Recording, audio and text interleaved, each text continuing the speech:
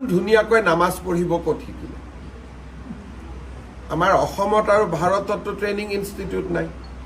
আৰু 10 ছেপ্টেম্বৰত মই প্ৰমাণ সহকাৰে দিম জন প্ৰাক্তন মুখ্যমন্ত্ৰীৰ ল'ৰা 3টা কথা কৈ দিলে হয় যে পাকিস্তানত মই গৈছিলোঁ নে নাই। সেইটোকে অকাই পকাই কিয় থাকে? পাকিস্তানত যোৱা নিজৰ কথা সুধিলে তেওঁ পেহেলগামৰ কথা কয়। চব মানুহবিলাকতো বুৰ্বক নহয়, যোনে টিভি চাইটো বুজিয়ে পায় যে ই চিধা কথা ক'ব খোজা নাই। চব 15 দিন পাকিস্তানত থাকি অহাটো হয়নে? ইমান ধুনীয়াকৈ নামাজ পঢ়িব ক'ত শিকিলে? আমাৰ অসমত আৰু ভাৰততো ট্ৰেইনিং ইনষ্টিটিউট নাই। চ' 15 দিনতে নামাজ পঢ়ি আহিলে নেকি?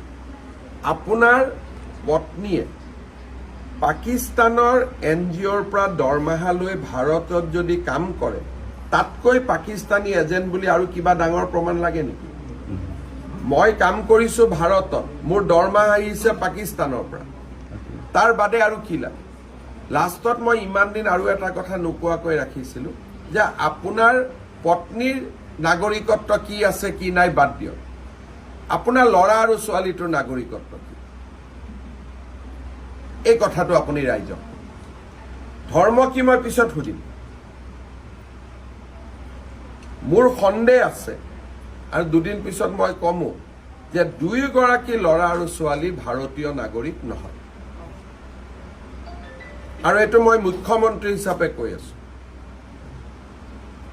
প্ৰথমেতো পৰিবাৰ ভাৰতীয় নহয় বুলি ক'লো, এতিয়া তেওঁৰ ল'ৰা আৰু ছোৱালীও মই ভাৰতীয় নাগৰিক নহয় বুলি কৈছো।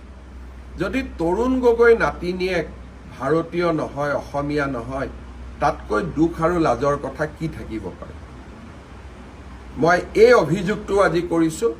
অলপমান মোকো সময় লাগিব প্ৰমাণ আনিবৰ কাৰণে, কিন্তু মই কৈছোঁ, ৰিক্স লৈয়ে কৈছোঁ, কিন্তু প্ৰমাণ ছেপ্টেম্বৰৰ ভিতৰত আহিব। আৰু 10 ছেপ্টেম্বৰত মই প্ৰমাণ সহকাৰে দিম।